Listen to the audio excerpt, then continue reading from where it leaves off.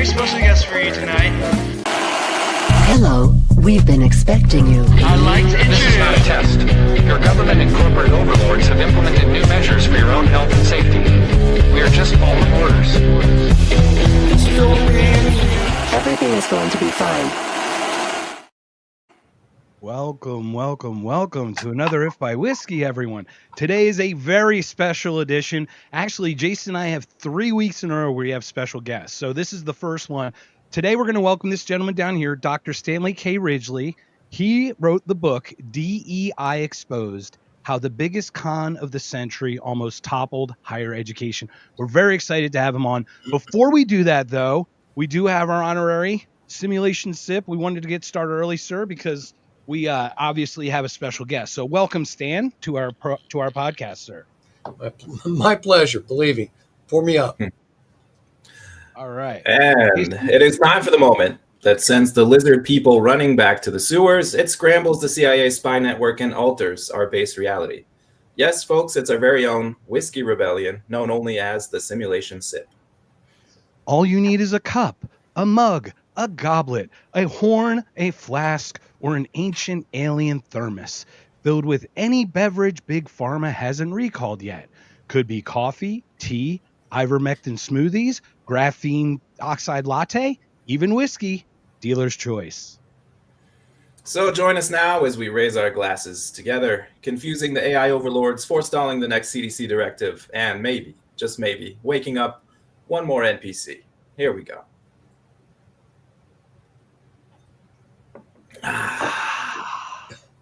Once again, in honor of Scott Adams. So Stan, welcome to If by Whiskey. You reached out to me. It's the funniest story, actually. I did a story about a catering experience I had in Philadelphia. I was talking about my experience at the Drexel Armory, where they do the flower show every year. I used to bus boy for the catering for it. And then you literally reached out to me the next day, and you were in Drexel University. So it's this weird kismet synchronicity thing. So I think we sent a beacon out to you. So welcome to the show, sir. How are you? It's my pleasure. I think it was Jungian synchronicity that brought us together. And it's my pleasure. I like the format of your show. Love the intro track and the simulated sip, especially. So let's get started. Thank you very much. Jason made all the music in the intro. He's the genius behind the genius. Maestro.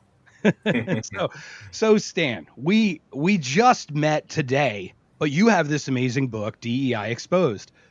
Share a little bit about the overall premise, and we'll get into a couple pieces about it because there's so many pieces that are fascinating. Well, the overall premise, of course, is that it is a fraud. It's a grift that has now been exposed. And I spend an entire book full of research, full of documented research of how and why it grew and metastasized on the college campuses and to a lesser extent in corporate America. I treat it to a lesser extent in corporate America. Of course, it's awash in corporate America as well as higher education. And it's a $10 billion industry, which is one indication as to why it's not going to go quietly, because the folks who are on the grift, people who are playing a con game, are making literally millions of dollars, hundreds of thousands of dollars in sinecure positions on the college campuses. But it's all really a fraud. And I knew it was a fraud when it basically launched back in 2020, which really sparked the research and the writing of the book, along with my previous book, Brutal Minds. And this was the reception of university campuses by really weasels, college presidents who were basically bureaucrats who been to when you say weasel, do you mean not? We talk about banality of evil a lot too, right? Right. It's not just weasels in the fact that they're willing to push certain motives, but they're also not willing to take a stand against those types of things. Is that correct? They went prostrate, they went supine, they were cowardly, and they bowed to the strongest breeze. That breeze is blowing against them now, and they're bowing as just as fast, I think, as they get. Some people might say not fast enough, and I'm one of those. But the fact is that they went prostrate, including my own university president. I'll tell you his name, John Fry. He's no longer with us now. He's at another university. I think he was the worst university president in America for a lot of reasons. One of which was the fact that he went absolutely supine in the face of pseudoscience, fake academics, and the BLM riots. A lot of presidents were afraid that those riots were going to come to the campuses. And I was very surprised that they would they being the college presidents and a host of academics on our campuses were saying, come one, come all, we're guilty of this pervasive racism, and we want to do penance here on the college. I say, what? What are you talking about? It was the black law professor, Randall Kennedy, who said at Harvard, in the Harvard, I think it was the Harvard Business Review, said, well, why are you doing this? Campuses are the least racist places in America. There's lots of places you can go, but this isn't one of them. Why are you doing this? Why are you claiming that, quote, all whites are racist, that this condition is irremediable, and that we live in a pervasive white racist society? There's really no cure for it. All you can do is confess and begin working, as Ibram Kendi said, to become an anti-racist. It was all fraudulent. It was clearly fraudulent. It was clearly pseudo-academic. Many things were said at the time. I wrote numerous memos to the administration. This, and this. It's fakery. It's not real. And I think that, and that really was the genesis of the book. And I think that the problem we have in our public discourse when we talk about DEI is a lot of people don't understand what it really is. Many of its proponents don't really understand what it is, as well as its opponents. It's not creating a level playing field. It's not giving everyone a shot at the brass ring. It's not really about uplifting traditionally marginalized minorities. That perspective is a kind of uber affirmative action, which is what we've had for many, many years, which is now, quite frankly, illegal, according to the Supreme Court in its decision, Students for Fair Admissions versus Harvard in 2023, struck down. And so that is the DEI that I think people have in mind. And they'll attack me, say, oh, you don't know what DEI really is. Excuse me, I've just written a 450-page book with over 400 footnotes detailing what you people say it really is. And I think it would do you well to read it. On the other hand, gentlemen, the folks who are saying against DEI tend to think of it almost in the same way. And this is about giving unqualified people seats at the table. And that could be part of it. And I think there are a lot of examples of that actually happening.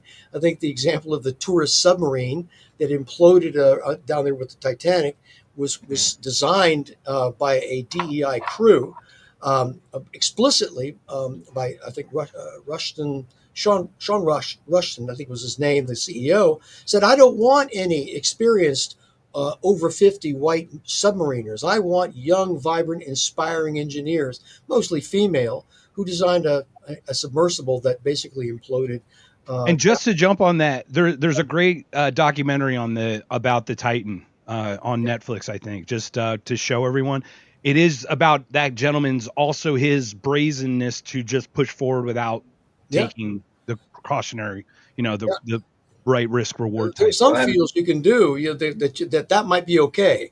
I can't think of any right now, but building bridges, building submarines, flying airplanes, those are not professions where you want to push the envelope and find out how much you can get away with. Aerodynamics does not care about your feelings, Stan. Exactly right. I don't want to cross a bridge, designed by someone who was admitted who didn't have to take some sort of standardized test. What? Wait a minute. Not even that. What about the two boats that literally drove through two bridges in the last year in the United States? Yeah. When is that? I mean, let's be honest. We don't know the heights of our bridges, the speeds of our boats, come on. There's got to be something here. Well, don't you understand, Mark? They lost power. That's the explanation. Lost power momentarily. But that was the genesis of this, and I think that opponents of DEI tend to think that that's really what we're talking about here, and this is how the argument is framed, which is unfortunate, because the real problem with DEI, both in the corporate world and in the university world, is that it's a noxious ideology that is grounded in paranoia and victim culture. There's an entire psychology behind it. It's called virtuous victimhood, and this is what psychologists call this, where grifters are people who are telling a con story. Think of them as fortune tellers who tell you a story you want to hear and you pay them money, and they've made the story up. Well, this is what these people are doing, and they're coming on the college campuses. They are training, and the trainings are the problem here, that you are guilty by virtue of your race if you're white, and that you are a victim of your race if you are a person of color, which, by the way, is problematic to begin with already. Unless you're Asian. Unless you're Asian. Right. That's what I mean. It's problematic because Asians are persons of color only as it suits them at certain times for counting purposes and that kind of thing. South Asians, Indians do quite well. West Indies, they people like Colin Powell do quite well. There's a culture. There's a culture of work ethic in that. There certainly is, and of course that culture is attacked in the list that I provided you that you find in DEI Exposed. Any type of successful behavior apparently it is born of this idea that this is a racist culture in America. You can't have professionalism. You can't have punctuality. You can't have individualism. Now, these are all the things that are accused, or we are accused of having this white supremacy culture. It's absurd. It's not white supremacy culture.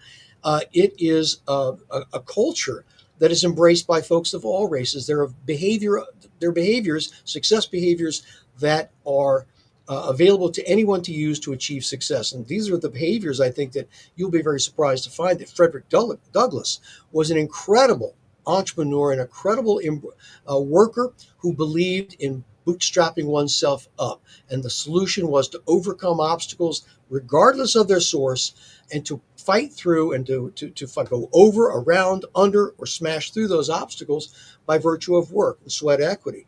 That was the only kind of equity that Frederick Douglass really embraced, was this idea of work, the idea of and this libertarian idea from Frederick Douglass. We love it. We will work with anyone to do good and with no one to do bad, or with no one to do harm. Frederick Douglass was a brilliant person. Yes, he was one of the best orators, and his speech, "Self-Made Men," is his most popular speech he ever gave. He gave it thousands of times over a 20 to 25 year period. But that speech, oddly enough, does not appear in the National Museum for African American History and Culture. Does not. But his speech, "What is this to a slave? What is the 4th of July?" That speech appears, but not his speech that embraces the American ethos and ethic of hard work and self-reliance. And so those are the two. So I would like to see more people understand that DEI is a noxious ideology that is being propounded to our students as the received truth, and that if you disagree with it, then you are a racist. If you are complicit in this larger system that they have manufactured. And that's really the noxious part of it, is that people don't realize that there is this group of people, bureaucrats hired en masse in around 2020, 2021, to establish these DEI bureaucracies that have begun to work their way into the entire fabric of the university, into every corner of the university.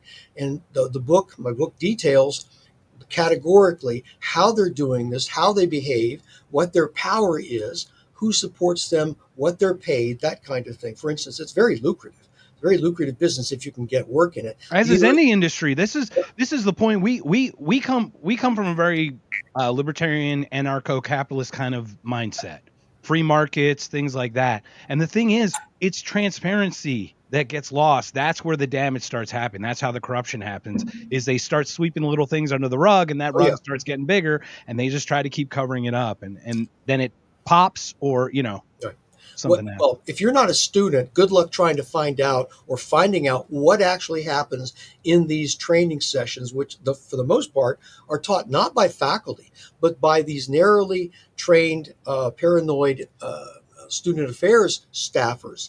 And they're the ones training. You can't find out what goes on in these trainings unless a student will share that with you. And I've dealt with many student complaints and shouldered the burden, the joy of taking these complaints and correcting these injustices. But the problem comes with the bureaucracy. And I think that the good news is that because DEI swept in so quickly, it's going to disappear quite quickly, but it'll come back under another name, of course. But we're seeing the DEI being expunged. The two major DEI honchos at my own university suddenly disappeared about 4 months ago. Just disappeared. No longer appeared on the website. I think there was a minor mention of one of them has gone on to seek, new opportunities. We wish her well, that kind of thing. And the other one is simply gone. And the website's been renamed. There's very little, if any, mention of the words diversity, equity, inclusion, belonging, any civic engagement, any of the nonsense. It suddenly disappeared, and you can't find anyone who supported it. That's the funny thing about it. Especially it's like the wing, like the files. It didn't happen. Exactly. Situation is that the federal government is interested in you if you're the ones who. I didn't do it. I had nothing. We can't find anyone on the campus who had anything to do with this major program. You know, it reminds me of this. We're in Arizona, okay, and we had the Arizona Cardinals were a very bad football team for a while. Okay, this is my analogy. We would always have a reversible jersey. You go to the game wearing the Cardinals jersey, but you turn it inside out when you know they're losing, and it has the opposing team's jersey on it, so you walk out a winner. That's how I remember us doing that growing up in Arizona. You pretend it never happened. I'm just Exactly. You did that didn't happen here. We didn't have any website like that. Thank goodness for screenshots. And no, we don't have any people employed in DEI. We don't do that here. Right. I'll tell you though, the folks who were at University of Virginia were probably aghast that the president of Virginia, James Ryan, was fired because he would not dissolve his DEI programs. He basically was deceptive and said he did when he really didn't. The top two people at University of Virginia, they're provosts or assistant provosts of some such, they're both they're both receiving more than $500,000 apiece in benefits and salary at Virginia for DEI work. The third-rated person who is receiving over $400,000 in salary and benefits for doing the all-important DEI work, which is one of their tropes. They like to say, "We're doing the work.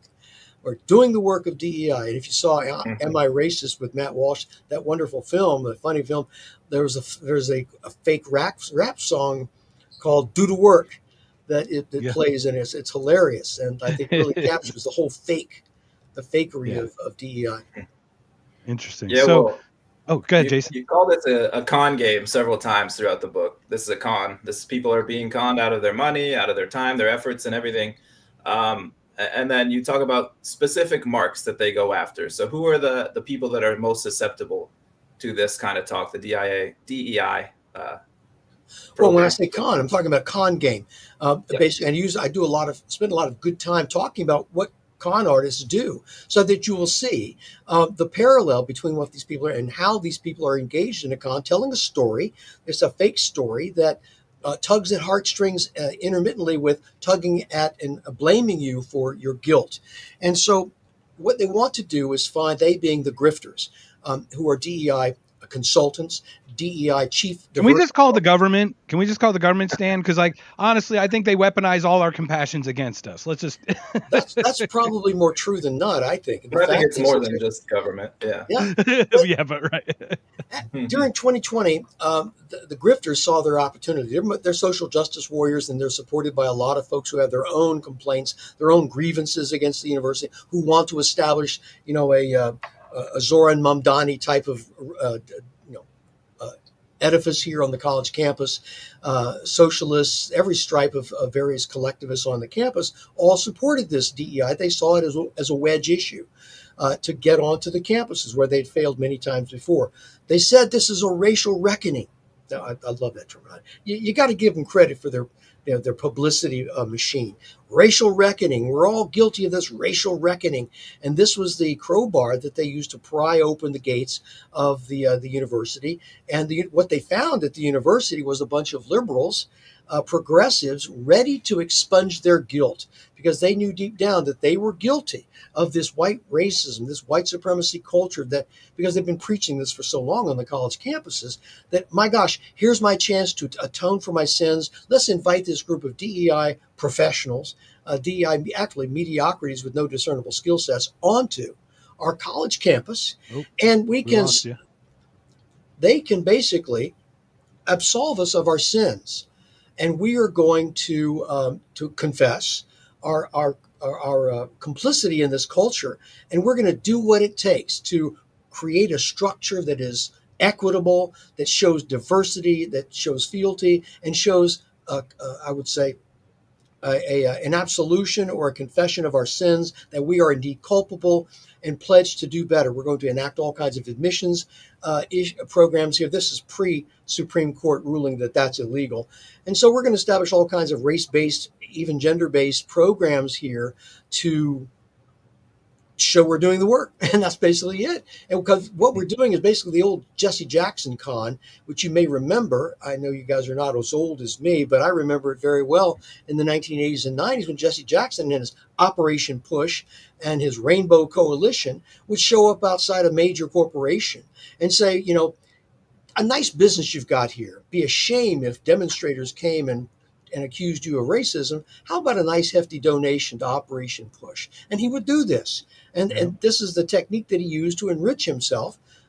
Jesse Jackson, Al Sharpton. I remember the Duke. I remember the Duke story. Remember the Duke lacrosse story with those boys? Yes, I do. 2005. Yeah. Fakery. The Duke lacrosse story. Yeah, if you'd like to share was, that was a huge one where front page news, these boys raped this woman, and no one retracted when he said, what? Why would I apologize? It happened. Like, we've been oppressed for 400 years. And you're like, wait a minute, you're not going to atone for this responsibility. You're not going to take responsibility for this thing. How do you move forward when you're all talking about is atoning for the past? Well, I went to Duke graduate school, and I knew many people when they were there. The 2005, 2006, I think it was 2006, 2007. I think it was 2006. Yeah. And it was, what was her name? Her name was Mangum, Rachel Mangum. I think she was a prostitute / dancer who was hired to entertain the boys at a house. And she claimed falsely, it turns out, that they had raped her. There was no evidence whatsoever. Her story fell apart. But the president of the university, I'm sorry, I'm not making this up. His name is Dick Broadhead. That was his name, Dick Broadhead. Of course it is. And they indicted him. 88 professors signed an indictment of these young people. Several of them were harassed on campus by professors, and the coach was fired. The lacrosse coach was fired, and everyone got huge settlements out of this. The only guy who turned up badly in this thing was Mike Nifong, the prosecutor, who thought he was going to make a political career out of savaging these young guys, these lacrosse players. And he was basically disbarred and actually had to serve a little bit of time, I think. Sound familiar? Does that sound familiar to anyone? Anyone using their political power to try to either keep people longer in prison or to to keep evidence out to keep them in jail? Anyone know anybody like that? Ran for president last time? Anyone? No? This story has a happy ending, I should say, that the young men got something like $20 million settlements. The fired lacrosse coach settled for a lot of money himself. And the president of Duke University, Dick Broadhead, basically said, well, this was a learning experience for all concerned. He tried to blame the system. He blamed Mike Nifong for this, who was the fall guy for this thing, and he got away scot-free on as did everyone who was responsible for perpetrating this hoax, this hate hoax on these innocent boys playing lacrosse. And so that's the grift, basically, is getting you to believe a story that's not true, and paying me to ensure that you have absolution, and I'll make sure that demonstrators don't come to your campus. Let me give you an example of the kind of well, Evergreen's a great example too, right? We talk about Weinstein. We do it after, but share your story, sir, as well. Let's do a quick reset. Sir, we're with Stan Ridgley. He is the author of DEI Exposed. We got 20 people on the X. We got about 15 people on Rumble. Please jump in, ask questions. Jason, you want to read that? Are you feeling okay to read that stuff, or you want me to read it? Yeah. All right, cool. It says redemption. This is our good friend Justin, by the way. He's on all the time, so. He says, redemption followed by moral superiority achieved by supposed confession of their inherent sins. Yeah, a lot of people have been comparing DEI to a religious fanaticism for a long time. But at least with religion, like in Christianity anyway, you do have the opportunity to be forgiven of your sins. With DEI, there's no, as long as you're white, there is no doing right. There's no winning in this game. No, you're stuck. You're a racist, and that's not going to change. All you can do is confess and pledge to do the work to redeem yourself and to change this society, working with the anti-racists. As Ibram Kendi established this dichotomy of oppressors oppressed, exploiters exploited, villains and victims, which is the psychological game that's being played on America's college campuses. The idea it's a resource extraction strategy. It's a very clear strategy. It's named in psychology that I'm going to get you to accept guilt, and I can make you feel guilty, irrespective of whether you're guilty or not. And you're going to pay me in absolution. It's almost like indulgences from the Catholic Church back during the time of the Inquisition. That if you want to go to heaven, I'll give you an indulgence, forgiveness for your sins. You have to just pay me, and we'll make that happen. I mean, even in Egyptian time they did that. I don't know if people know, but there was something you would be weighed, your soul would be weighed against a feather or something. But by the time the end of the Egyptian era came, you could buy a weight to put on one side to even out your soul's weight against the world. That's a good system. I like that. That's right. good. It's a great system. You do that at the end of your life after you've committed all your sins, right? Right. Yeah. All the wealth you spend from accumulating it from stepping on people's throats. It's beautiful. So this is the realm in which we have to operate. But thank goodness we're seeing a sea change now in the current administration, and we're seeing higher education. If you're looking at a boxing match, they're on their back foot, and it's quite evident to me. And because I study this stuff, and I want to point out to you the things we've been talking about. Almost all of them appear in DEI as anecdotes, as research, as examples, along with what they say.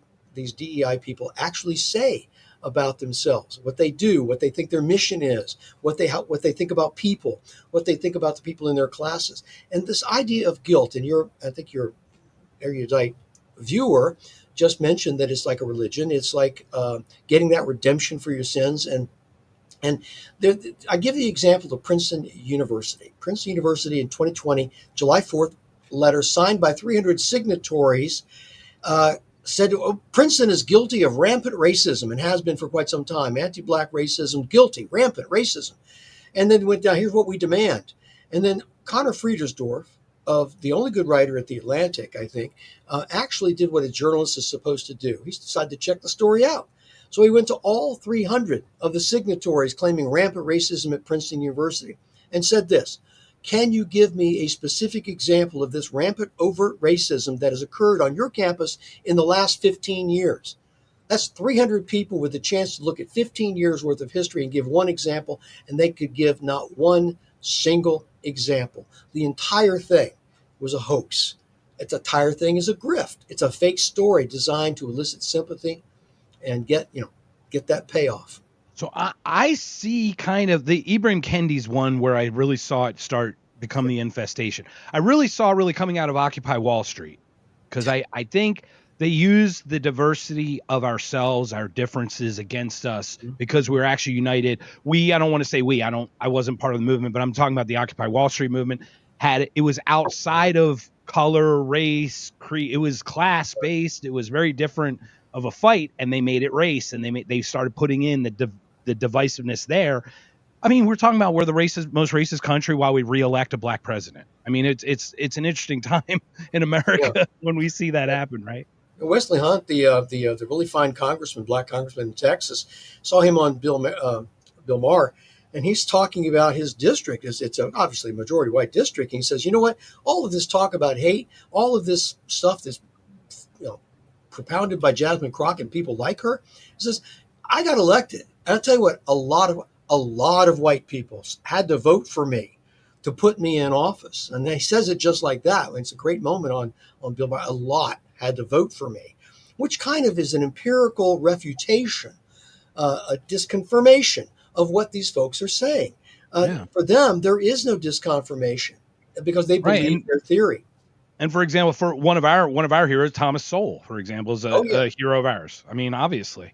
And then you look, okay, it just makes a lot of logical sense. So. Well, Thomas Sowell is a great one, and my only wistful wish is that he's about 30 years younger, and could deliver more of what he's delivered for us over the years. My wife. It's like Ron Paul with timing too. It'd be great to go back about 10, 15 years in the social media era where they could tweet all day. Yeah.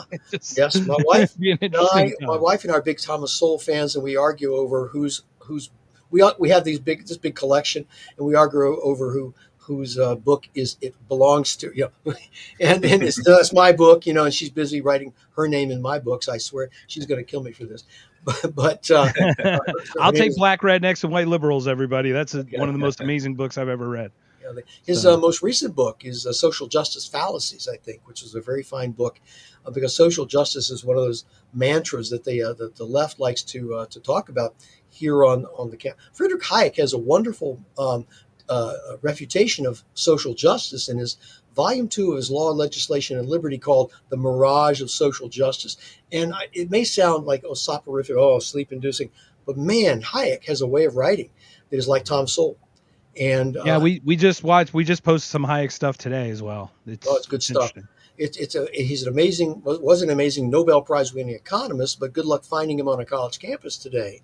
I should say, I was listening to you guys talk about your individualism and your libertarian anarcho capitalism, and I'm wondering where Ayn Rand fits in your schema of thinking. Yeah, Jason, you want to take that one? Yeah, for me, Ayn Rand was definitely a gateway. I wouldn't call myself an objectivist, but I think Ayn Rand was right about a lot of things, and I really appreciate her work. Hard to say exactly where. I guess I'm not a complete expert on Rand, but there's a lot there that overlaps for sure. If it's like you, it is for me. She's just a great inspiration in that she raises important questions. She raises and that's the thing. Michael Malice, for example, is another inspiration for our generation of people. And one of his inspirations, Ayn Rand, Camille Paglia, for example. I mean, look, I'm even Jordan Peterson, Ben Shapiro. I mean, there are these groups of people that really started elevating in the last 5 years, and now we're seeing this weird shift of other things happen. But I'm curious, how did we understand, like, Kindy started the DEI thing or the push? Who let it even get cracked in there? Someone in power had to have known that would do something. There had to have been a purpose for that. Well, it's been around for quite some time. Derek Bell was a law professor at Harvard University. He's known as the father of DEI, father of critical race theory, I should say.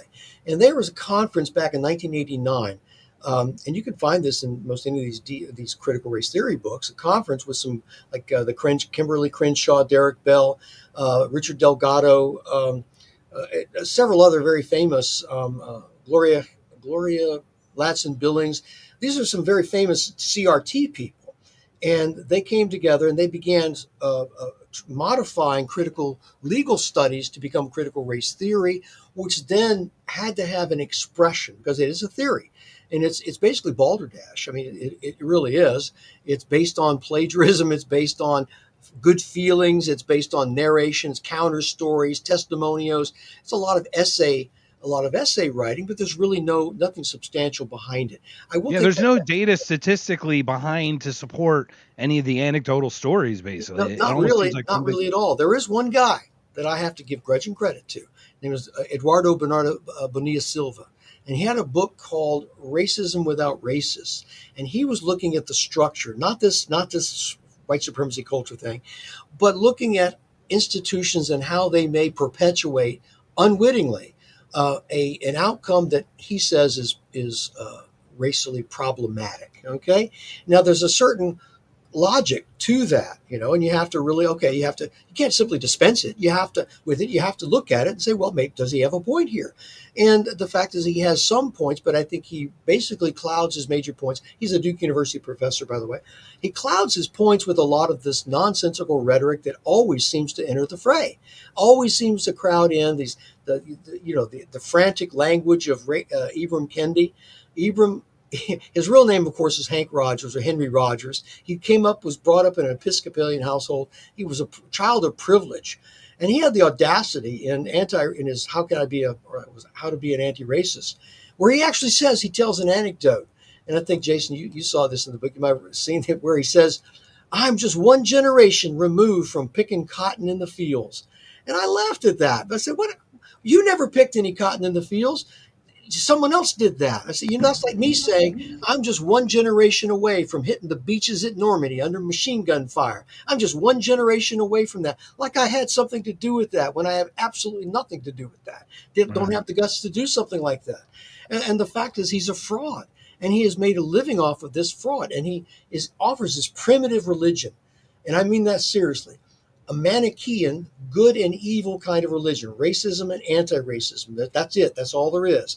Those are the two categories. And you fit into those categories by virtue of the color of your skin.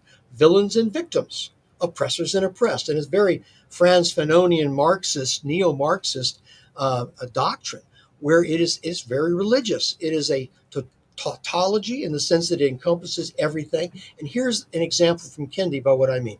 This very primitive tautological system, which means it's circular reasoning, leads him to comment on Twitter about everything, whether he knows anything about it or not. Here's the specific example that just jumped out at me. A while back, Amy Coney Barrett was before the Congress to get voted into whether she's going to be approved as a Supreme Court justice. And for some reason in this whole mix, she appeared with her children. She has like 7 children. I think 2 of them were adopted from Africa, and they're black. And of course, Ibram Kendi jumps in on Twitter and says, well, you know that many white people would adopt as signs of privilege and signs of savior mentality, would adopt black children to put their virtue on their sleeve. And this is what we see here. Now, I ask you, what does Ibram Kendi know about this Supreme Court nominee? Amy Coney doesn't know a damn thing. But what he is able to say and do is, I'm going to take my theory and I'm going to put this template and cram it over the reality here. Yeah, project it. Yeah, and give you an explanation that comes out of this theory. And there are a lot of people who look at, he doesn't know anything about her. He doesn't know why he doesn't allow any other explanation except this one from his racialist lens, this racial lens that he applies over it, this template. And then you see someone who adopted 4 children and all of them are trans. Every one of their 4, just out of the miraculous percentage that just might be, 100%, 4 out of 4. And you're like, the statistical chances of that happening are 0, 100%, close to it. Yeah. Say, so real quick, sorry, Stan, we got to jump in. We've got a great chat going on. There's a lot of people actually in there. Thank you for reposting us, Roman. He's the one who does the music for our intro as well. Do you want to read that one, Jason? Because that's a great comment. You're on mute, Jason. You're muted, buddy. Oh, we did it again. Yes. We always do one of these, Stan. Always. There's always one per episode. I think this is your wife, though. She said, I just wrote my name in marker in all the Sour books. Yeah, there you go. So welcome. Thank you so much. Tell you what, just have hot dinner and a foot rub waiting for me, dear. Yeah, the adoption thing reminds me of Colin Kaepernick, though, who was himself adopted by white parents, and then has the audacity to go and attack white America and take such a strong stance against white people. And I wonder what kind of indoctrination has to happen in that childhood. And I'm sure it came from schools, right? I'm sure it came with the DEI stuff. Right? It's the fact that you get an explanation, a theory that fits your prejudices, number one already. It kind of confirms what you want to believe. It's easy. It gives everyone a black hat and a white hat, because DEI is basically a race-based ideology that makes judgments about people without the person's history even mattering. It doesn't matter. It doesn't matter where you're from, how you were brought up, where you were educated, what your personal beliefs are. It doesn't matter. It really does not. What DEI people train is this white racist society that you're complicit in, and the only thing you can do is confess and then work for a better America, that kind of thing.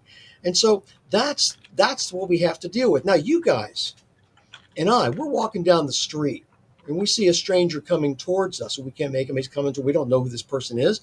And we don't make any judgments about him because we can't. We might be able to make a judgment based on, the neighborhood we're in, something general like that. But we basically, and maybe we don't even notice him or care. But if we are DEI racialists, folks who train people on the campuses in this guilt complex, we see someone coming down the street, we can make a judgment about that person without knowing anything about that person. If that person is white, that's an oppressor.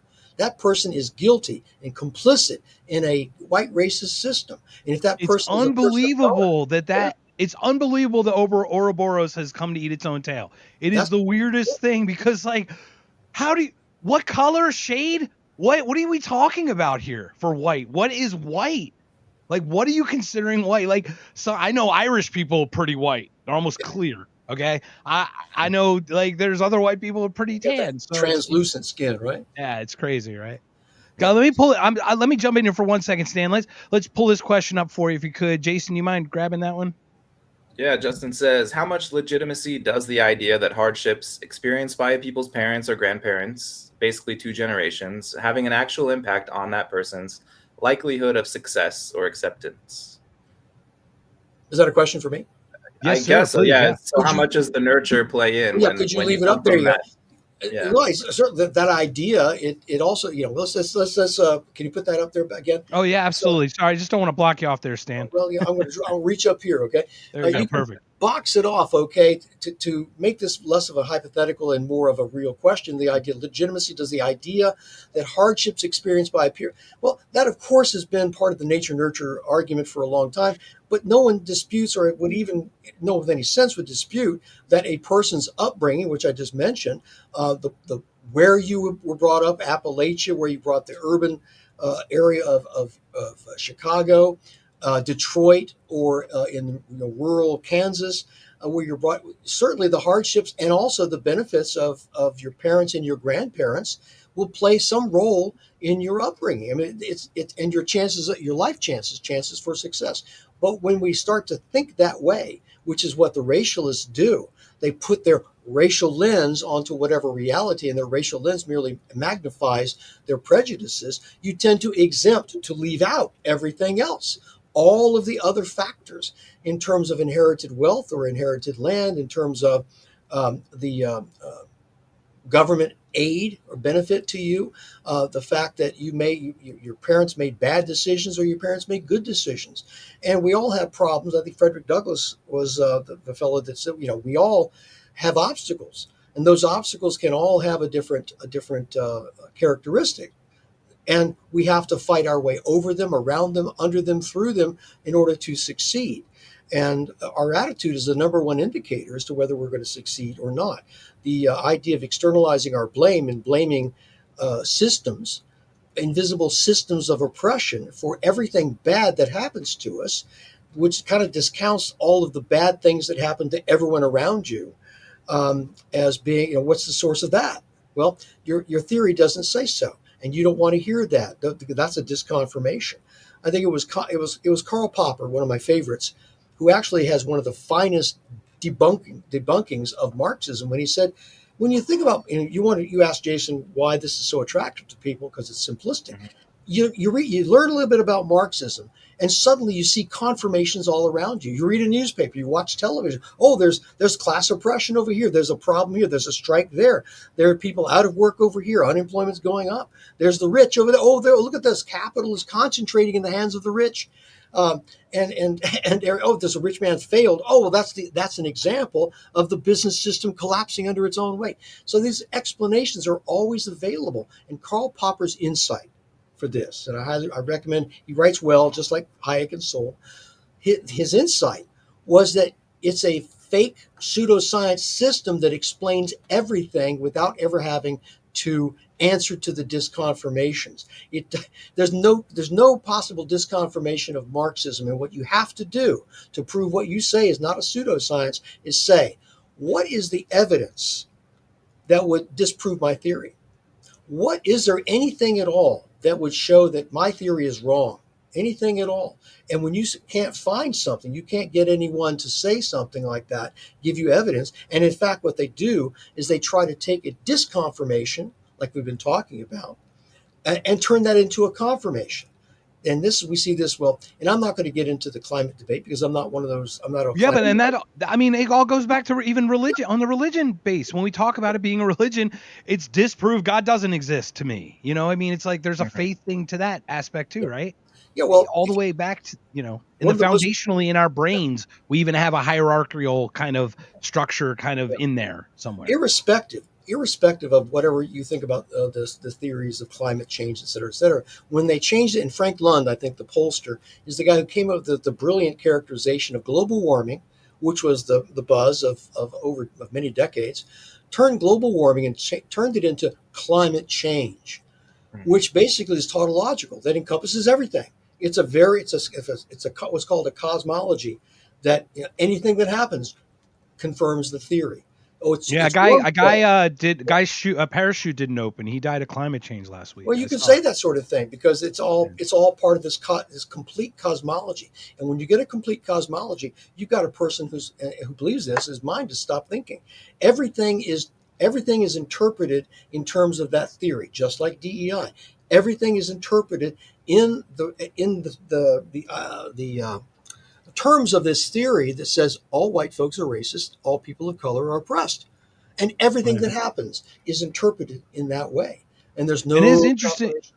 and it's interesting because the problem with things like Marxism, communism, they find a problem, but the solution isn't the right solution. Mhm.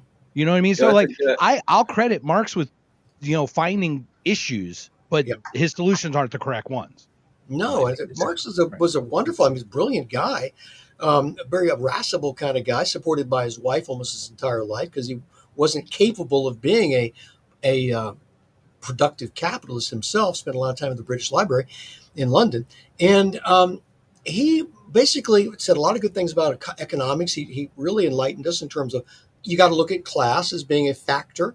The problem was he said the class is the only factor. That's the only factor. And so ideas spring from we had this class war, and I, Karl Marx, I have discovered the secret of history, the motive force of history. He believed at the time, and he said this, that he was just like Charles Darwin, that Charles Darwin had unlocked the secrets of evolution around about the same time frame as Karl Marx's Capital. And Karl Marx wanted Charles Darwin to write the introduction to Capital, the Capital. Most people don't realize that. Darwin said, well, no, I'm not going there. Okay, because there's a lot more probably positive about about Darwin than there was about Karl Marx. Marx was not a good philosopher. He believed in Hegel's world spirit and the idea that he had unlocked the motive force of history, dialectical materialism, that things are kind of motoring along. But we have to worry. We can't be deterministic about this, and so that's the dilemma that Marx found himself in. I've got this motive force of history, but it doesn't really determine everything. There's some things that happen that I really haven't explained, but we're not going to let them disturb the theory itself. Yeah, So that's what we're dealing the climate change example is a really good analogy because it's whether or not you believe, like maybe there are some problems, maybe the planet is warming a couple of degrees over 1,000 years. And maybe there really is racism. I know there is. There are racist people out there, right? I don't think any of us would disagree with that. But then when they get to, here's how you fix it, it's give us more money, donate to these green energy groups that don't actually do anything. And they're going to take you back to like 7th century technology with windmills and stuff. And it's like California light rail, millions upon millions upon millions of dollars over many years, and we still don't have any rail. Where's that money? Someone is living high on the hog. Someone's living well. Right. I think homelessness is the most recent example.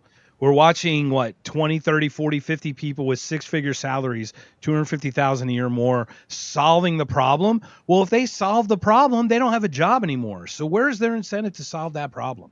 I'm not incentivized to solve the problem if it makes me lose my job. And they'll certainly lie about the statistics. They'll lie to get more money. I'll give you an example of what's going on the campuses with DEI and how they're perpetuating this fraud of this idea of white racist America and there's problems on the campus. One of the racialist grifters is by a guy by the name of Sean Harper, Dr. Sean Harper. He used to be at the University of Pennsylvania, right across the street from where I am right now in Philadelphia. He's over at USC, Southern Cal. He runs a USC Racial Equity Center. Now, for $12,000, Sean Harper will bring his team to your campus and do a climate survey to find out the racial problems you have at your campus. And he's got like 5 or 6 categories here. Wait, racial survey? A racial climate survey? Racial climate. It has nothing to do with my footprint's climate. Bigger because of the color of my skin. Racial climate survey. It does not linking it to climate change. I remember one quick point. There was a headline when the last solar eclipse happened. There was a headline that fewer minorities get to see the eclipse in the United States, and that itself is a racist problem. You're making a joke now, right, Jason? No, that was real. They really said that. Well, the USA headline is "A meteor to destroy Earth tomorrow. Women and minorities to be hurt most." Right. Yes. So you got Sean Harper coming on your campus. You guys are running a university. And he's going to find problems on your campus. You know that, right? He's going to find problems, and you're going to pay me him. But only because you're looking, Stan. Well, it's only because you're looking. Problems you didn't even know you had. And Right. he's also going to recommend, synonymous with the problem, right there with it, the problems. He's going to recommend solutions that his center just happen to have teaching modules to fix the problem. And then you can sign on for this $40,000 8-hour program of Zoom program to help you fix the problems that he has identified. There's this various modules costing $40,000. And of course, the modules are taught by his friends, Ibram Kendi, Nolan Cabrera, a lot of names that I recognize. Robin DiAngelo shows up. These are, it's something like circular, right? You're going to invite me to your campus to find the problems that I'm going to find, and then you're going to pay me thousands of dollars to fix those problems. But I'm really It's not. the theme of our entire show, Stan. It's government creating the problems that it will try to solve. That it created. Yeah, it's the whole thing. We're with you. Yeah. And the Robin DiAngelo is hilarious because if people don't know, if you did watch Am I Racist? What is it? Am I Racist? Yeah. Yes. Robin DiAngelo actually pulled money out of her pocket and gave the producer of Matt Walsh's producer money. Matt Walsh calls the producer out, sits him down. He's an African American man there, and he says, "Hey, you owe him some reparations." And so, how would you feel about that? Well, the guy says, "Well, I feel pretty good about that." And so she gets up and gets $20 out of her purse, and hands him the reparations. It's hilarious. It really humor is something that, and ridicule, I think, is one of Saul Alinsky's rules for radicals. I think you guys are probably familiar with that. Mm-hmm. Saul Alinsky's rules for radicals. One of the great things is taking those rules and turning them on the left. And one of those rules is basically making the left play by their own set of rules, and which I've done quite well on the college campus in terms of reporting people for hate speech, that kind of thing, reporting civil rights violations on my campus that are not really the kinds of things that they think are civil rights violations. Basically, that level playing field we're all talking about. Sauce for the goose is sauce for the gander, and I think that ridicule and satire are absolute weapons that they cannot stand. They cannot take it. And I encourage it. Shows like you guys, right? Well, that's even the funnier thing. Look at the Babylon Bee. I think they did a study on their last 5 years of headlines. Yeah. And 60 of their headlines came true. 60. Those things, have you read a Babylon Bee headline? They're so ridiculous that, like, literally, what is it? Fiction becomes, art imitates life here at this point. It's unbelievable. Well, Babylon Bee's great. It always delivers. You're never disappointed with the bee. You've always got something for everyone. So we talk about DEI. Let's look. So how does something like this even happen? So you've got diversity.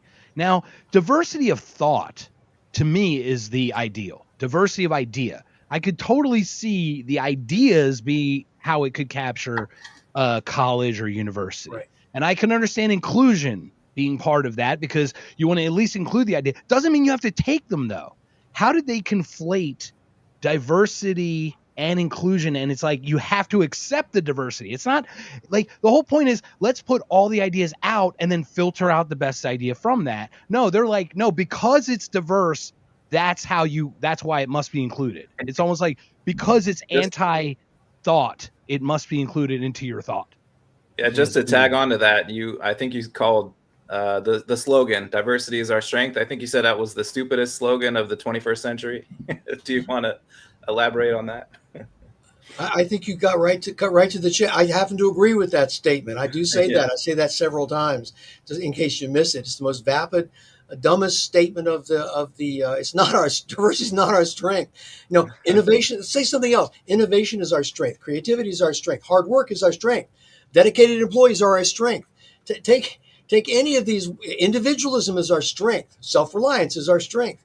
Diversity is not our strength. Diversity is a neutral characteristic that somehow has achieved this aura of positivity. You look at diversity, there's nothing inherently worthwhile about the descriptor diversity. It means it's a synonym for variety. replace diversity with the word variety and see what you get. Okay, variety, equity, and inclusion doesn't carry quite the same punch, does it? We're all about the variety here. No, because variety describes what you're actually talking about. There's no inherent worth or value to uniformity either, which is the opposite of diversity. There's nothing sacred about that, or sacrosanct, and there's nothing, inherently either one. That's nation destroying. That's absolutely nation destroying, isn't it? When you talk about diversity, it's like the whole point, like Jason, once again, Jason and I have the American dream of kind of the freedom and the liberties that we're afforded, along with that responsibility. And when diversity waters that down, no longer are we a nation with the same core values to move forward in the same direction. That has nothing to do with color, race, or anything. It's a cultural thing. Let me tell you that, what we like to say on our side of this fence, broadly speaking, is that, we're talking about diversity of thought, and that's being basically expunged from the university. That has to do with the view of the university that many parents and a lot of older folks think, this is a marketplace of ideas. It's a marketplace of ideas, and you bring your idea, and those ideas will, you can articulate well the idea, and the loser will be expunged from the university only to welcome more new ideas. That doesn't exist. It hasn't existed for many, many years. The actual reality of the major university is that this is a crucible of indoctrination. It truly is. There are received truths, and my esteemed colleague over in the soft side of campus in sociology and political science and the humanities, basically that they have received truths. They call these truths part of critical consciousness. And the point of the university is to, as Frederick Jameson, the famous Marxist theorist, said when I was at Duke, he said, the point of the university, the mission of the university is to train cadres for the struggles of the future. Now, of course, he's was an actual Marxist, still is. He's the grand old man in theory. We talk about diversity of thought. Now, what happens, here's what they say when we talk about diversity of thought. You and I know what that means. When I say it, I think that economics courses ought to include more than, say, Karl Marx and the neo-Marxist Frankfurt School, new economic theory, that kind of thing. Paul Krugman. Yeah. Paul Krugman, Tom Friedman might make his way in there. Yeah, can we get rid of MMT, please, Stan? Can we get MMT is just absolutely just shove that poker right up our butt. Put that right over there with SEL, right? So you've got what I say is you've got to have a diversity of thought. People like Milton Friedman, people like Thomas Sowell, people like, Nobel Prize winning Milton Friedman, Nobel Prize winning Friedrich von Hayek, Ludwig von Mises, Carl Menger, going all the way back. Hazlitt's economics in one lesson is a very simple, is a perfect primer. Jason and I have had Per Byland on of the Mises Institute, so we're very familiar with a lot of the economists that you're talking about. Those people, that's what we mean by diversity of thought. But they always come back with, this would imply that you want to include, things like alchemy and flat earthers. In other words, no vetting whatsoever. We're talking about the best that the university has ever been. The best has been said and thought in the according to the traditional rigor of the university in terms of logic, reason, progress, scientific method, humane values. We're talking about those ideas which are being excluded.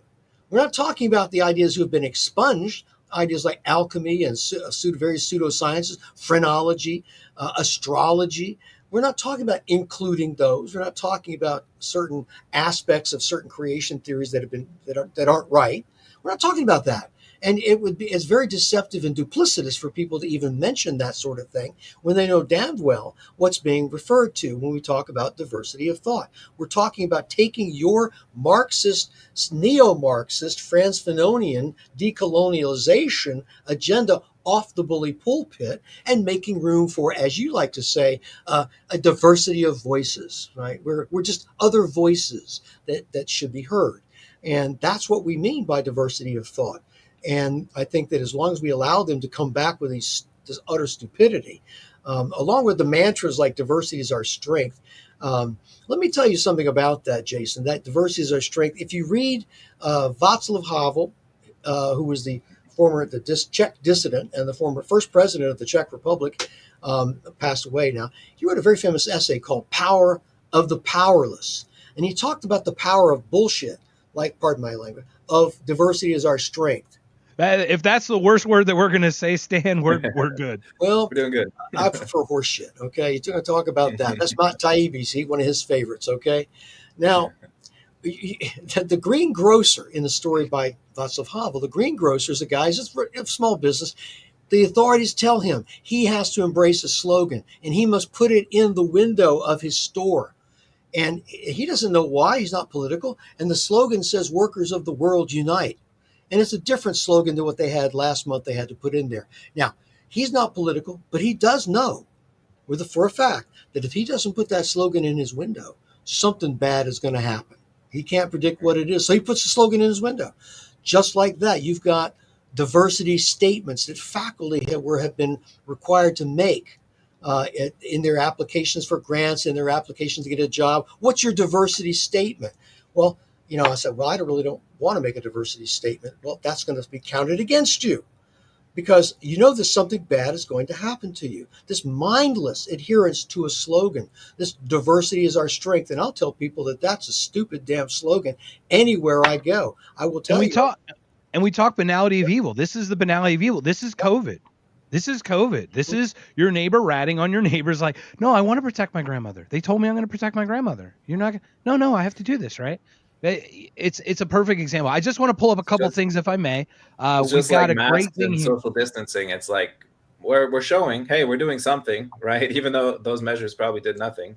It kind of feels like it's something, right? That feels like, oh, well, you're 6 feet away from me. You're done. You got to socially distance. Well, no, I mean, and if you don't say it, then you're against those people. Yeah. I mean, like the biggest trope, for example, this big, beautiful bill that just got signed. If you're against the big, beautiful bill, you're some traitor against Trump. You're against and the beauty, MAGA movement. obviously. Like it's so silly. So I just want to pull this up. Stan, you're getting a great compliment from Zach. Do you mind reading that one, Jason? And then I've got one from Justin. Yeah, Zach says, is the book on audiobook narrated by the author? Stanley's got the voice of radio. Well, I tell you what, thank you, Mr. Legacy Wright. I don't happen to agree with it. None of us like our voices, except perhaps the late James Earl Jones probably liked his voice. I wish I had his voice. But my first book, Brutal Minds, is read. Well, there you go. I read. I spent 8 hours reading that. If you want to spend 8 hours with me talking to you, then I'm happy. And the second book, DEI Exposed, is by a professional reader who's got a good voice, real fine voice. And I enjoyed listening to him.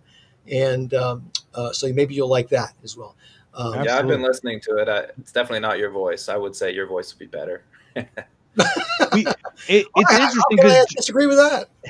Well, the thing is, I do think that voices do have pleasant and unpleasant voices. I do think that.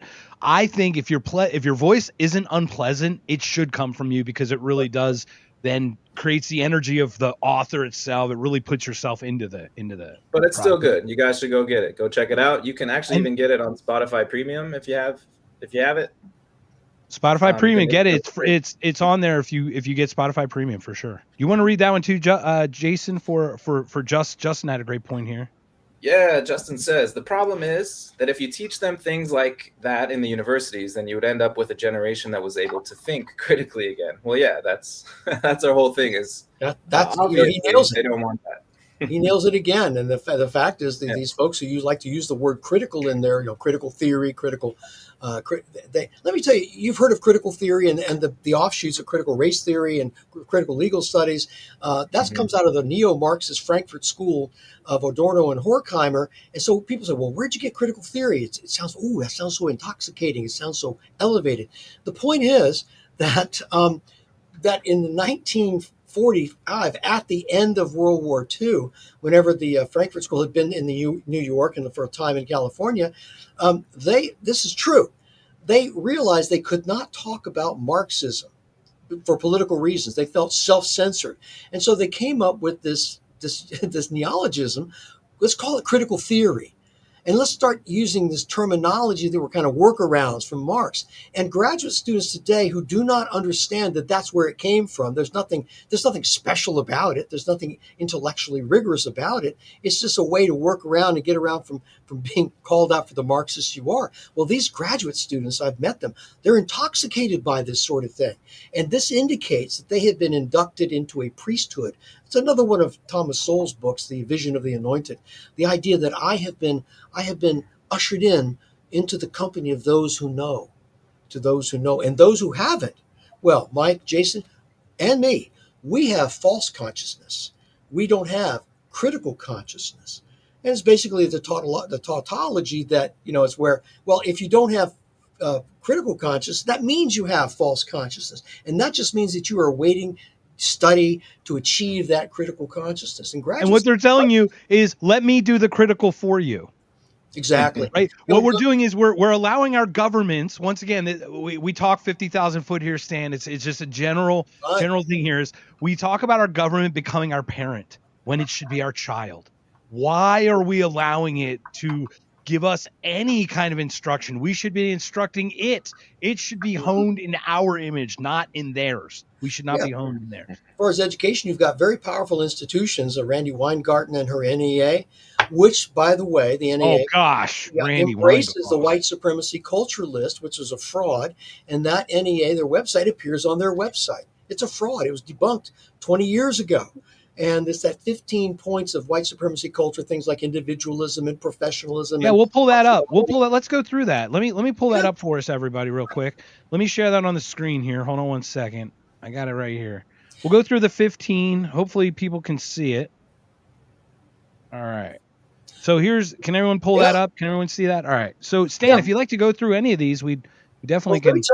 Let me tell you its source. In 1999, a diversity worker, and they had him back then as well, diversity worker by the name of Tema Okun, came home from a really dispiriting session where a bunch of probably white males didn't really want to buy into what she was saying. So she very quickly, in a fit of anger, wrote down 15 characteristics of white supremacy culture, their behavior that she got from this. And she acknowledges this. This appears in her dissertation. It appears in her book, The Emperor Has No Clothes. She says, I wrote this down. It was as if someone was speaking through me. It's not a result of the of social science study. I didn't do a rigorous study. I didn't talk to anyone. I just wrote down what the kinds of behaviors I saw and didn't like. People were being mean to me. So let's have a look at the list and I'll talk about them. It's really... Absolutely. Give me 1 second. Let me pull it up again because I just had it. But let's go through the first one. So I got the first one here. Perfectionism. Yeah. How dare you want to be perfectionist, sir? It's the idea of, if you want to modify it, it's the idea of attention to detail, the idea of doing a good job, the idea of working. I think Frederick Douglass embraces this idea of having a standard, having an ideal model that we strive for, perhaps meeting it, sometimes, often never meeting it, but doing our best to meet that standard. Doing our best to meet a standard, that's perfectionism. And I think that, trying to say that that's white supremacy culture gives an excuse to people who don't want to achieve, who don't want to strive. See, I don't want to be a part of your white supremacy culture. One of the ones I think I'm out of order here is if you look at over there at the one of the, where's the either or thinking, some of these are just false. They just don't. Sense of urgency means that you adhere to a schedule and want to get things done. We have sense of urgency. We have a sense of deadline. Scheduling? Scheduling is white supremacy? Well, let me give you an example of how that plays out in international relations. We have what are called monochronic countries and we have polychronic countries. Monochronic countries stick to a schedule. Places like Germany, Switzerland, the United States. Monochronic countries are countries that don't believe in a schedule. Places like Saudi Arabia, places throughout the Middle East and Africa. These are people who think that time is endless and there's no need to segment it out. And you see the lack of progress that those countries have made. You look at the technological markers of monochronic countries, and there you see the results of a sense of urgency. Defensiveness. I'm not defensive. Just kidding. I'm not sure where she's getting this from. I tend to think that she probably got it from the fact that she was not being taken seriously. Well, defensiveness is easy, though, because it's like I have X friends and I have friends who are Y. But like that's supposed, then people go, so that justifies you for saying what you say or something. I don't know. It's weird. The defensiveness thing, it's easy because everyone's defensive. Any attack on another person can be seen as a defensiveness by that same person. Mm-hmm. Defensiveness is when they tell you that you're white, and because you're white, no matter what, you're a racist. And when you say, no, I'm not, then that's being defensive. That's what they're talking about. It's also, it's being defensive, and you're not admitting your complicity in the system. Yes. But there's one right here. Only one right way. The left-hand side, it's almost at the bottom. Only one right way. Well, there's the idea that there's one way to do something, and it's the best way to do it. All you have to do is experiment and find out. That is, Frederick W. Taylor, a Pennsylvania native, wrote a famous book called Scientific Management. And that's how we saw such a major jump in productivity in the United States and all capitalist countries. He wrote the book in 1915, and it is voted the most consequential, influential management book in the history of management books for the 20th century. So, and what is it? It's the idea that there's one best way to do something, and we're going to find out what it is.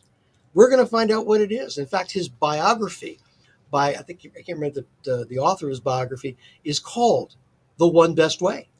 So it's almost like she read this and is going to put, there's a problem with that. And that's another funny thing too, is the regulations don't allow us to find the one best way in a lot of cases, right? We talk about in like people putting in a law or some regulation that keeps some innovator out of a system to allow for the possibility to find the best way and the right way too. Yeah, if you look at the one middle of the right hand corner, column, individualism. Now, that is at the very core of the United States' ethos in terms of what we believe, exaltation of the individual, not subsuming ourselves under some collective, a la It Takes a Village, which was a collectivist manifesto by Hillary Clinton. No, it takes a mother and a father present in the home. And if a village happens to be out there, well, okay. But I think that our hardy pioneers did quite well without the village. What you need, is two parents is necessary and sufficient. A village without two parents is not necessary. I've seen comments along the lines of we the village are going to raise our children, trying to stake a claim on the parental prerogatives with regard to the children. We see a lot of this in the transgender ideology that the parents are, if you disagree with this so-called, say, a 2-year-old, 5-year-old wanting to transition, then you'll be talking to law enforcement, and this idea that somehow there's a larger entity that controls or owns your children is part of this whole disagreement with individualism. What's interesting too, I'm reading it, fear of open conflict. White people love war. What are you talking about? What an absolute joke that statement is. Say, hello, World War II. So the fear of open conflict. I think that may have something to do with the corporate. I'm not sure. Now we in academia and supposedly don't like conflict. We have civil disagreements, and that we call each other colleagues and that sort of thing. And maybe that has something to do with it. And I think that there are a lot of people who don't fit well in that kind of environment and want to bring their, as they say, authentic selves to the table, right, to vent, as in you might see in a TikTok but video. If you change colleague to comrade, then probably they're okay. Citoyen from the French Revolution. We're good, comrade. Yeah. Yeah. So there's two things on here. Once again, I see is individualism, though. This is the funny thing. Individualism without responsibility isn't a thing. Like those two are actually a singular concept, right? The individualism comes with a causality of what you do as an individual. Like, so it's weird that they can't conflate the two, yet they should be conflated, right? And then objectivity. What you're telling me that being objective is a sign of white supremacy?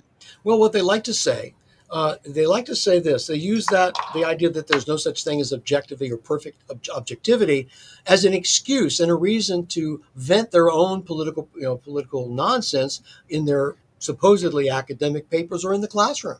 Now, Max Weber was one of the inventors, creators of sociology. God forgive him, and he did back then. He's a brilliant guy.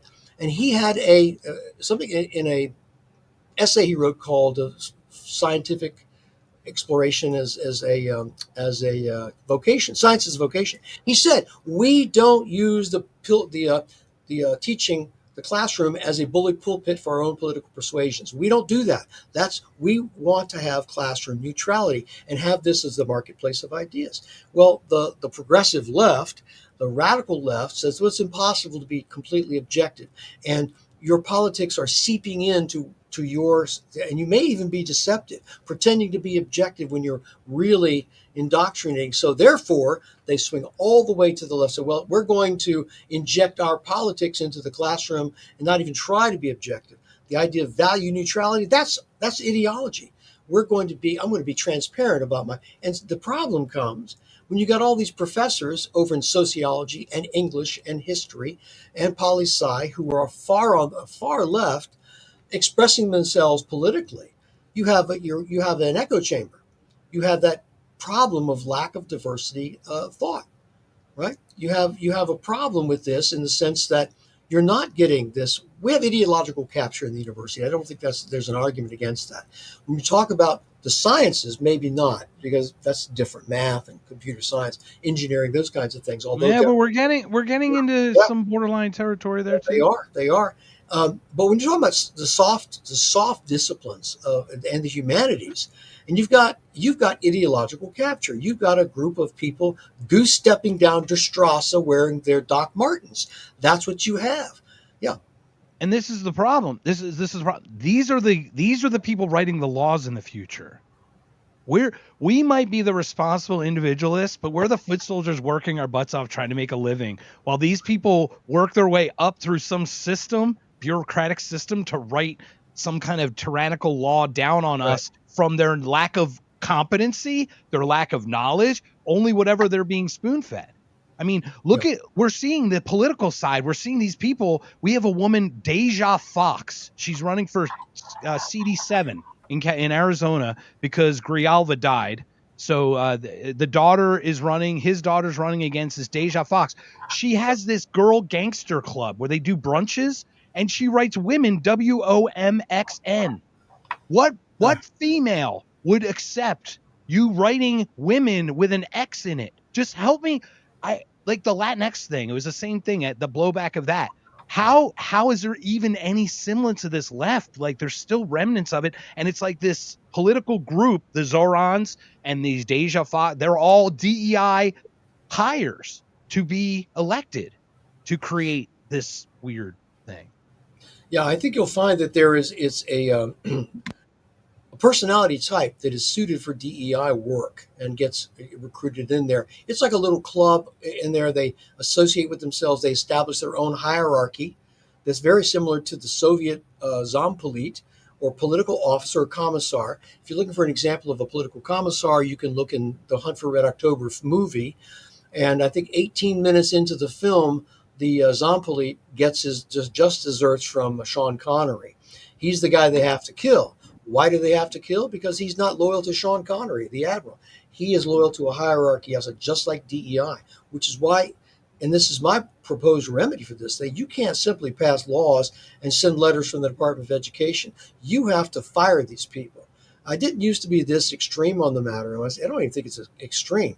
People are policy. And when you change the name of an office and you change the name of someone's title, and yet they keep the same office on, the same description on their website, then you have to fire the people. You have to destroy the bureaucracy.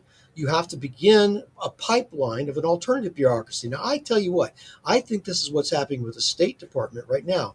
They began by firing, how many was it, 1,300? Or was it? 1,300, yeah. I was hoping it was 3,000.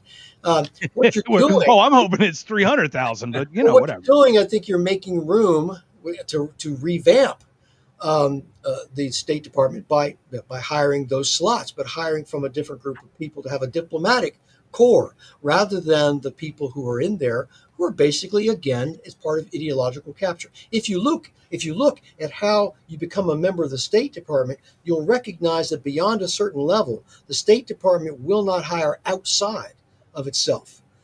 Your GS, 1, 2, 3, 4, 5, all the way up past a certain point. When you're getting pretty senior, you got 1, 2, 3, 4, 5.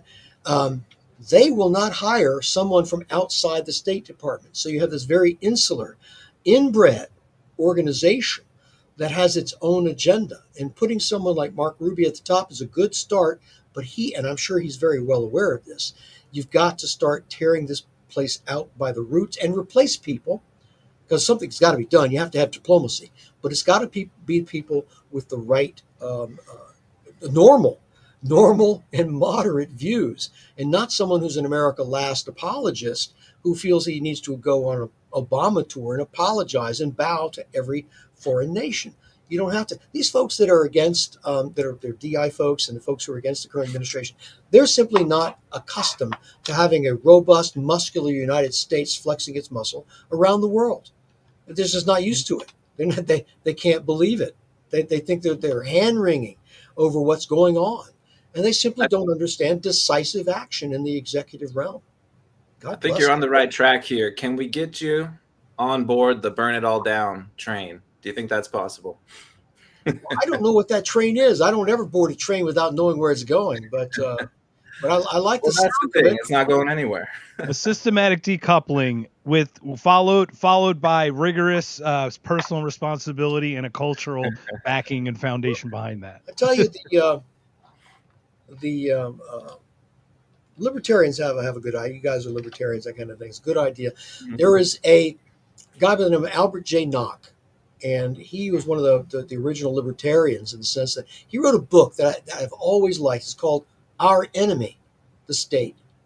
And that is kind of a document. It's a founding document of libertarianism, and kind of captures a lot of what I think is necessary for us to recover the constitutional republic that was originally established. One that had a mechanism for positive change that we could engage to develop and morph along with the changes in our society, which is why we see all of a lot of the good things to rectify the sins of the past that these folks tend to keep bringing up and making movies about. Those sins were rectified. It's not like they're still with us. And I think that unfortunately a lot of people are receiving their education from films that don't really portray the past as it really was. And moreover, are then transposed these grievances are transposed into the United States. Wait, are you telling me Napoleon wasn't black? Wait a minute, I'm watching the wrong movies here. I haven't got any idea what you're talking about, but I'm just kidding. No, it's just we look at these historical movies, and they're DEI, they're literal DEI hires for movie. And look, let's not kid ourselves. Back in Hollywood, white people put on blackface and white people dressed up as Mongolians. Like John Wayne was Genghis Khan in a movie. Okay, that's not to take away from this. This push is just that was out of ignorance. This is out of out of power. It's like a power grab or something. Yeah. Do you think John Wayne was miscast as Genghis Khan? Do you think that? What are you talking about? We're gonna get those bows and arrows and shoot those people on the horses. I tell you what, partner. That's really bad, actually. Tell you what, I'm gonna go get. That's good. Or I think of Elizabeth. That reminds me of Elizabeth Warren. I'm gonna go fetch myself a beer from the refrigerator. Would you like one, honey? How do you do, fellow kids? Yeah. So it came out interesting. Jason and I are on we're anti-war, Stan. Okay, we're just general anti-war. I was a neocon in the 90s. I enlisted for the military. I didn't get in, but I enlisted. I was all in. I was all about Iraq, Afghanistan, all that. That was our Vietnam. We're seeing the ramifications of that policy. Now, I don't want to talk about that. We're not here to hash that out. But you were on a campus. You mentioned this in your book, right? Jason, you want to talk about a little bit about the October 7th and what part of it, like, where do you put the limit on protest versus a push, right? I guess because DEI, I would assume you're assuming some of these protests are obviously like a paid for funded thing versus an organic type thing. Yeah, and some of them are taking over actual rooms and buildings of campuses, and which is, a violation of property rights. So this is something that's disrupting students' activities. So this is not good, obviously. And their sentiments, I can't say I agree with. But is there a case to be made that this is free speech, that we should allow people to say what they want, even if it is against a certain group of people?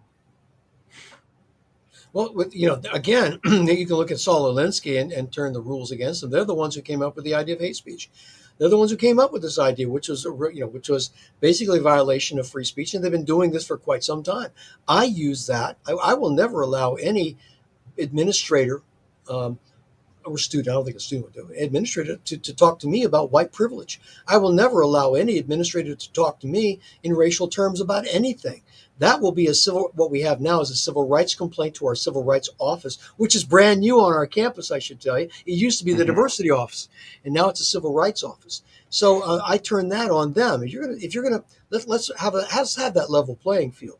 But yeah, you're right, Jason. I think that what's going on the campus, happened on our campus, is that free speech is not vandalism. It's not trespass. It's not bullying. It's not assault.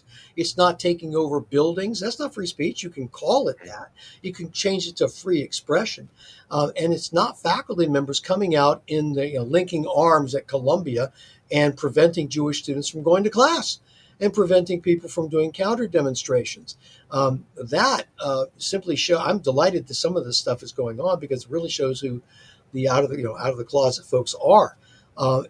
October 7th. And we are seeing an organized push here. I mean, come on, to think the No Kings movement or any of these, the George Floyd parade, all these movements were not funded or organized by some hierarchy trying to push this stuff. It'd be silly to not think that wasn't organized. Yeah, well, whenever the Trump administration told the folks in Los Angeles that we're going to be finding out who's funding this stuff, we're going to prosecute the funders of it, suddenly we saw a peace kind of descended upon Los Angeles. So whenever you begin to start talking about the roots rather than simply cutting the grass and pulling up the grass by the roots, then suddenly you get a lot more attention, and you get a lot more behavior modification in the sense of what's being good. Now, I tend to show support for my Israeli colleagues on the campus. Two of my colleagues here on the floor are both former members of IDF. They're brilliant scholars, and they keep a very low profile. They're not like me. I've asked permission, and I got permission on October 9th or 10th from the rabbi at Hillel. I wore a yarmulke, and I'll do it on occasion, to show support immediately after that, at a time when our students were being threatened. And we had anti-Semitic incidents on the camp. The Hillel Center was attacked, was defaced. And I've had stuff thrown at me from a distance, and at night when I'm going home.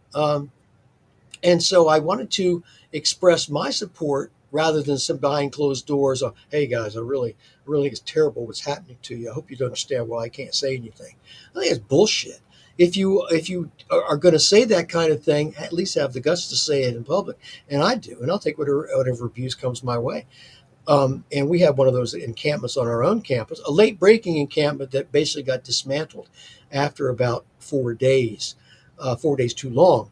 I have a long segment in my book called October 7th, The Nakedness of DEI, which is what I think you wanted me to address. And the idea was that DEI people and offices are using and have been using the decolonization template and imposing that on the October 7th,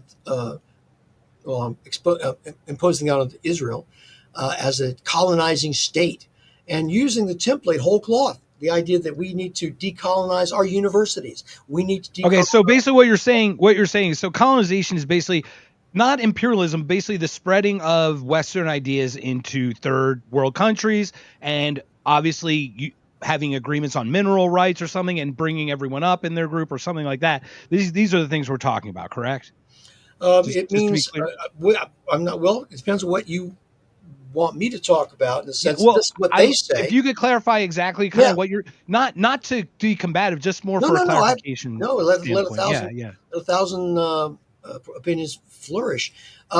They're talking about, they being the DEI people, are taking the template of colonization, meaning indigenous peoples have a grievance against the U.S. government, that the U.S. was a bunch of colonizers coming over here, ignoring that colonization was a part and parcel of the Mongol hordes when they took over, the Rus took over. It's kind of every civilization that takes over another Japan, has a colonization aspect. Japan, conquering the greater East Asia co-prosperity sphere in the 1920s and 30s, conquering Singapore during World War, taking over the Philippines, taking over Guangdong in China, taking over Nanking. The idea of that it's war and conquest that they've decided to call an imperialism. They decided to call colonialism.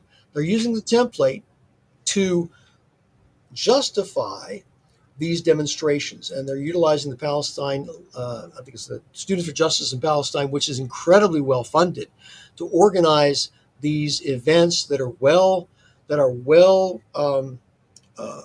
stocked with tents, protective gear, shields to fight the hard hats. The No King. What was a protest where a truckload of like 10,000 helmets just showed up, and they're like $60 a pop. Yeah, it's great. It's unbelievable. It's the idea that it's not being funded is the thing that should be investigated. Who are these people who don't believe it's being funded when the evidence is all around you?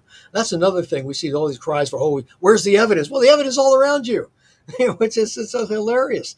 I get people to ask me, where's the evidence in your book? I said, well, the pallets of bricks that are sitting on the street corners for everyone to hurl through windows. Yes. Yeah, I'm pretty sure that was set there on purpose. I'm pretty sure. Yes, someone actually told me in one of my reviews, they said that he didn't believe it when he first read it in my book about CD chief diversity officers at universities demanding that they get more time off so they can take naps. And take group naps, and he said they were followers of the nap bishop, and I named them. And he goes, "This can't be true. This is Babylon Beast. This guy's making this stuff up." And you look, no, I've got websites. You go to the websites. This is what the chief diversity officers are saying. We need breaks. We're working too hard, and so. This is the kind of bizarre stuff that I see, and these are the folks who are advocating and really can't answer any fundamental questions about politics, philosophy, living, what it means to live a good life. Aristotle, they can't answer any questions. All they know how to do is exert power and coerce students and bullying them. Let me give you an example. We talk a lot about confessions and guilt on the campus. There are professors, and I'll name this professor at the Arizona State University, right there in your country, okay? She believes she's a dean of psychology, not only a professor, teaches psychology. And she's one of these far-left counseling psychologists. She says, we know, psychology tells us that we can create guilt, a feeling of guilt in anyone if we give them the right stimulus. We can make them feel guilty about events they had nothing to do with. Therefore, and she advocates this, and I published the article. I've got it quoted in this book. She says, therefore, we can make fertile ground with white males, that she says white males, by giving them the proper stimulus to make them feel bad, make them feel guilty about certain events in American history. That will then in turn make them more ready to work for social justice. Now, toward future atrocities, right? People ask me, where's the brainwashing in the classroom? And I give them an example. They say, oh, you're making that up. I say, well, here is her article. You can go online and see her article where she says this. She is a dean at Arizona. Her name is Lisa Spanierman. I'm not afraid to name her Lisa Spanierman. Okay, she's also co-written the book. She's a partner of Daryl Wing Sue, and the book is called Microaggressions, Racial Microaggressions in Everyday Life. So this person has a track record of writing these absurdities. This book, I think racial micro, basically is if it's if I were to say something along the lines of where are you from? So if a person of color or a person from a foreign or not from a foreign country takes offense at this, that I am guilty de facto of a racial microaggression, and I can be reported to the bias response system that we have. Some colleges have to answer some questions from human resources. So things like basically, I'm serious. America is the land. What do you do? What? Because I'm a person of non-color that I have to be a certain type of job. How dare you? America is a land of opportunity. You can succeed if you pull yourself up by the bootstraps. These are listed as racial microaggressions if said to the wrong person. Yeah, hard work is a microaggression. Yeah, So you're seeing how this all weaves and fits together now. 100%. So this is one way that schools like Cornell is one of them. They include racial microaggressions in their reports on racial incidents on campus. And I've got a list of the racial incidents on campus, and then I've got the list with those racial microaggressions added. And we see over a period of time, and the graph appears in the book, racial incident Cornell, racial amity is increasing. People are getting along better. It's going down. Suddenly they add the racial microaggressions, and it spikes up again. And it stays up here because of the racial microaggressions. People reporting that he was mean to me. Let me give you an example from my own campus, told to me by the chief diversity officer. I said, give me an example of the racism on campus, racial. She says, well, we've had numerous reports of students who view a white student holding the door open for someone and then not holding the door open for them when they go in the building. And a guy chimes up and says, I've heard that door opening story too. I'm not making this up. I'm saying your expectations of having the I get door that, by the open, way. I've had women look at me odd when I've held a door for them. Like, I can get it myself. And okay, I get it. open the But door like, for everyone. where I did open we the door for you? Where did that culture just go wrong that, like, if the person in front of you to hold the door, where did that even go away to This is become a people thing? who are looking to be It's offended. unbelievable. Yeah. You see these people on these videos, they're looking to be offended. They'll go in with a camera running and say things that are designed to elicit Try not to something. put that one up. Yeah, you misgendered me. And it's Or they'll go to a gym and purposely be dressed very provocatively and do certain movements to get in the way of other people. And they look and like, what are you looking at me? Stop looking at me. What? You're in my way.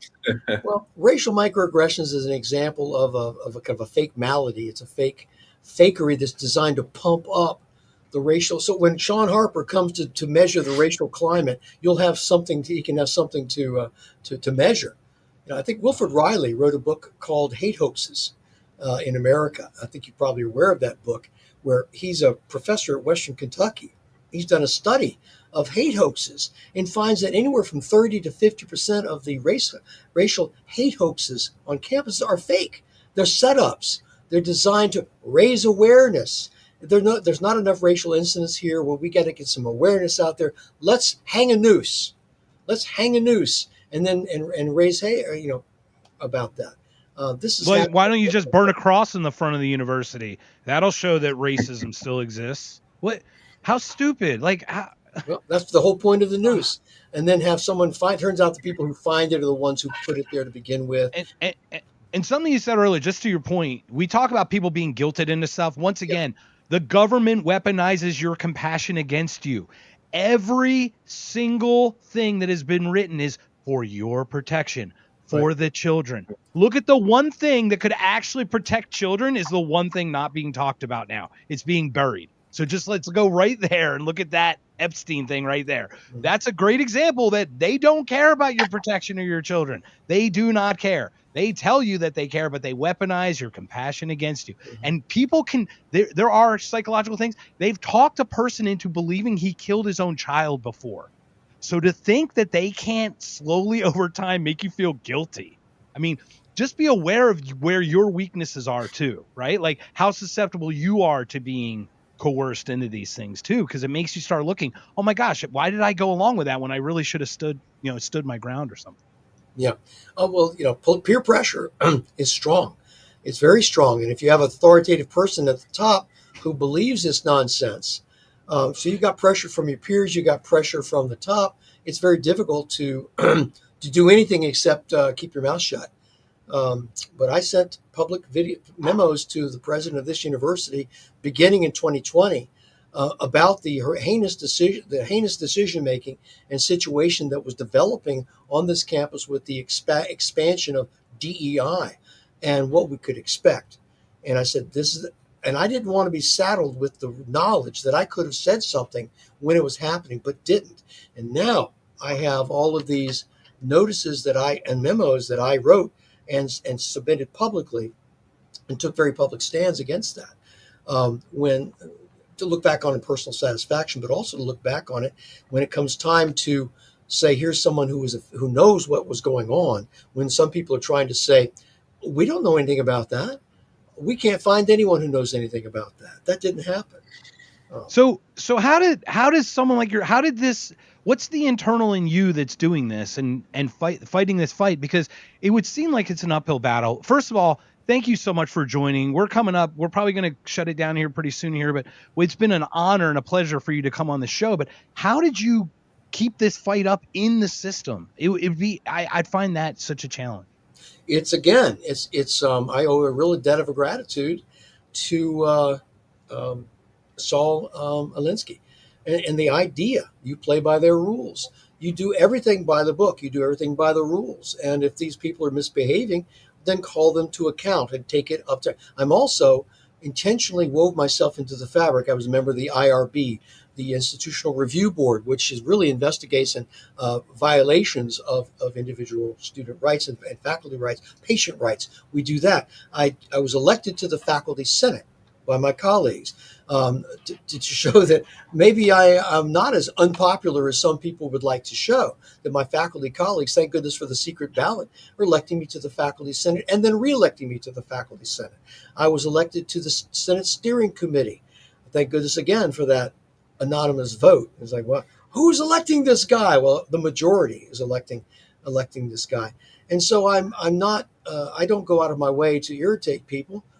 My wife might disagree with me on that, but what I do, I don't shrink. I'm not a shrinking violet either. I don't go out of my way. I'm going to defend American principles against those people. I will talk about illegal aliens in these chats when these people are talking about immigrants on our campuses that might be rounded up. And I say, you mean these illegal aliens who shouldn't be here in the first place in our sanctuary city of Philadelphia. And so that kind of thing really grinds people the wrong way, rubs them the wrong way, but they can't do anything about it. They certainly can't fire me, even though I'm not a tenured professor. I say they can't fire me because I have to say this. I'm one of the highest rated teachers in the business school in terms of. I actually looked that up, and you do have very high ratings. There's your glowing reviews, sir. Glowing reviews across. Well, so that really is, it's empiricism. This person must be a bad instructor if he's saying all these. Well, he's not. Well, that can't be. So you have this cognitive dissonance that is they're carrying this kind of a contradictory thing that they have to deal with, and so what drives me is just honesty. It just drives me. It really chaps my hide that some people are acting like they're acting, and I really despise bureaucrats and bureaucrat speak, who they try to cover things up, as opposed to bring, sunlight is the best disinfectant. Yeah. The beauty of that is, look, we're all just being honest here, and I think we may have some very core similarities, but we may have some differences. But if we don't come forward as honest actors from our behalf, how could we possibly resolve the differences between us? There you go. Sure. Jace, do you have anything before we call it a night? I do want to ask this. I put this up earlier. It's from our friend Zach. It's a little bit tongue in cheek, but he says, shouldn't we just blow up the universities? I mean, they're pretty much a lost cause. We have the internet. Plus, I have a library at home. Do you think that universities are a lost cause, or what do you think we could do to fix things? I tell you what, I am incredibly optimistic about the actions of this administration and what they're doing to Harvard University. It's not a war on Harvard. Harvard is guilty. We saw June 30th, the message that the Department of Education, Office of Civil Rights, sent to them saying, you're guilty. You are guilty of violent violation of Title VI and a range of things. And you can see it's a 350 footnoted notice of violation that I've gone through. They're guilty as sin. They are. The only thing now is, what are they going to do about it? And is this going to be something that that Harvard will do? I think that higher education, the research is going to go on. It may not go on at Harvard if they don't clean up their act. Those researchers will go elsewhere. that research is going to go to where there's more research and less anti-Semitic places where this research can take place. This is just an absolute amazing time in my time in higher education that I never thought I would see. And so I said that DEI almost toppled higher education. We are seeing a restoration of the American university. We have colleges like Hillsdale and Grand Canyon State and Grove City, College of the Ozarks, and we've got other colleges that are pretty middle of the road. They'd like to be leftist, but they're pretty middle. University of Florida is doing great things happening in We Florida. speak highly to Hillsdale for sure. Dr. Mike Reckenwald had a resident. He was working there before he left to pursue the presidential nomination for the Libertarian Party. He's a good man. I've met him several times. Good man. Yeah, not met him personally, but we've had him on a podcast a couple times. Well, me too. Very interesting guy though. Great. Fun guy. And he's a Marxist. That's the beautiful thing. Is like we're all coming to this weird understanding here, but we came from all different places here. To your point, there's one best outcome. We're trying to figure it out. Yeah. So, well, thank you again so much, Stan. Thank you for joining, Jason. Any other questions before we call it? I think that's a good place to wrap up. Again, everybody go check out DEI Exposed. I've been through most of it. It's very good. You can, like I said, you can go get it on Spotify Premium. You can find it on Amazon. Anything else you'd like to plug before we go? Well, I will say that the book DEI Exposed, it's a lot of great stuff in there. I had a great time writing it. It's got a glossary at the end to help you translate what these DEI people are saying and what they really mean. It's a very extensive glossary. Glossary is not much fun. That's important. I made translation, because I don't speak Alpha Talk. That whole new talk, the way people talk to each other, I can't figure it out.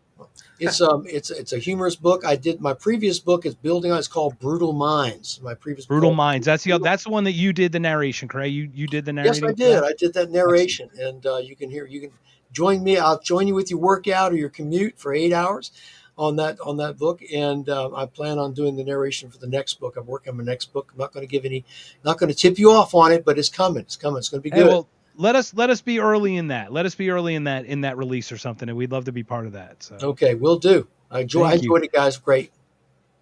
Jason, anything else? Thank you everyone coming. We had Thane on, Justin. We had Zach on. William showed up. We have your lovely wife jumping in. Thank you so much for the input there as well. Cheers. Jason, you got anything? Adios. All right. So just so you know, Stanley, we do this thing called the Irish Goodbye. We just click end stream. I've got my iron and my 6 string.